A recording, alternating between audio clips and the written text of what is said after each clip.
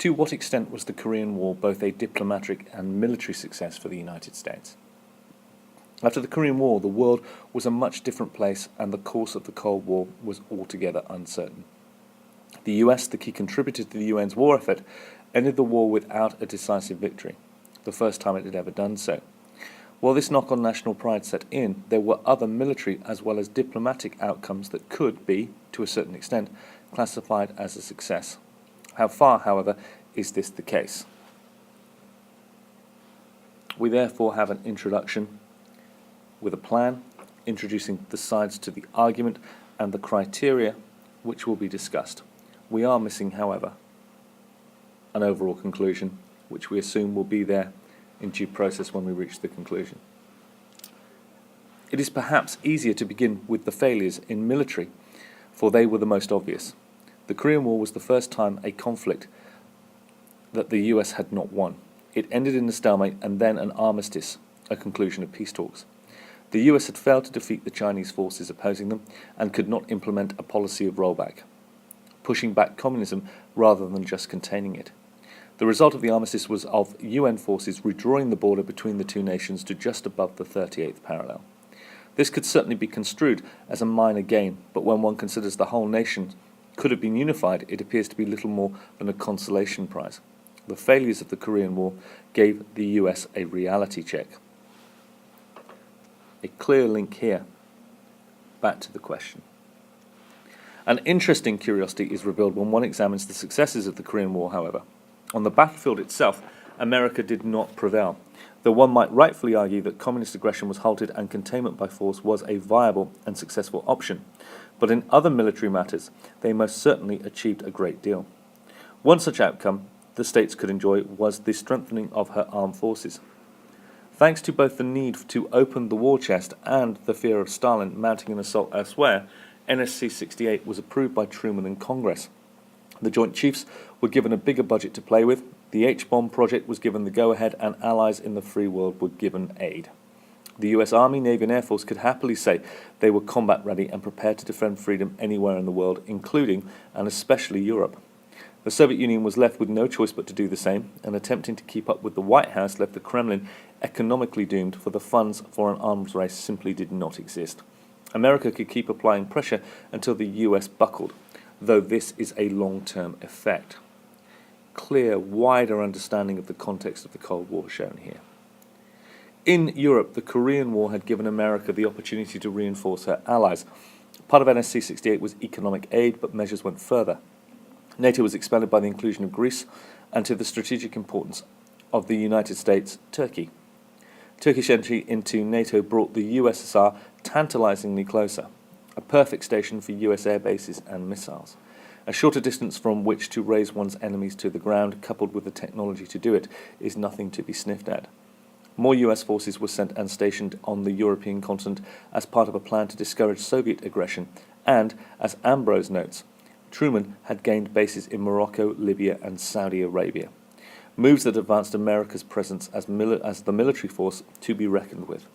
The purely military successes were a triumph, but would be absent without diplomacy to secure them. Clearly again, linking back to the question, please note here the historiography.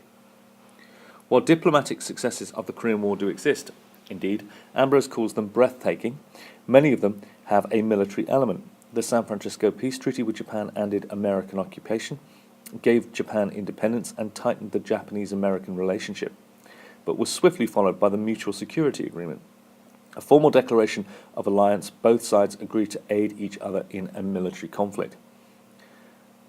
The agreement left Australia and New Zealand anxious of a rearmed Japan, so the ANZUS Pact was signed, assuaging those fears. Both treaties gave the US a role in the Pacific, diplomatically and militarily. Communism may try and take the Pacific nations, but they would now have to contend with the United States. The delivery of aid to Europe also saw another diplomatic military success in the form of an independent and armed West Germany. Through military commitments to the French war in Indochina, the US had secured France's agreement to freeing Adenauer's Germany from Allied occupation. Not only this, but West Germany was allowed to join in the European defence community under the Plevan Plan. paving the way for entry into NATO eventually. France continues her colonial war, West Germany gets sovereignty, and America gains an ally, a success for all parties. A wholly diplomatic success from the Korean conflict would be the Japanese economic miracle, born of America's influence in getting Japan to trade only with Taiwan and South Korea, as well as other nations in the Pacific theater. China was embargoed, a situation that crippled the new regime, though did not ultimately break it. One may say this is a failure, but in the light of a strengthening ally, it is less of a failure than it is a disappointment. Nevertheless, communism was blocked from another part of the world, and capitalism reigned supreme. Failures in diplomacy are perhaps harder to single out. The most obvious would be of Syngman Rhee's annoyance with the United States. But the loss of South Korea is more appropriately seen not as the loss of an ally, but rather the shedding of a burden. It was no secret Rhee did not play well with other nations, though he was still tied to America in order to keep the North Korean vampire from his door.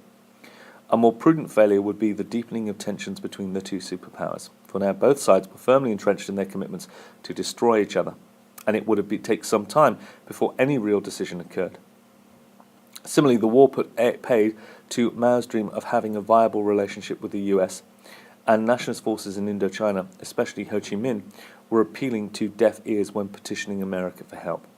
In summation, the Korean War had a number of outcomes, some good and some bad, in diplomatic and military terms for the United States. The extent of the success is best put if one asks instead, to what extent was it a failure? It is clear that the loss of American life and material was not a good thing, and diplomatic setbacks were not welcome. But these aside, it was only a failure in a limited sense. Thus, the accomplishments are indeed quite extensive. Extending this, the military achievements outweighed the diplomatic ones. Of course, some military successes came from diplomatic ones. For now, the United States was ready to be the world's policeman. However, the great thing that came of the Korean Wars blind America to failing to learn their vision about the nature of nationalist insurgencies, and the US would have to pay the price, a war in Vietnam.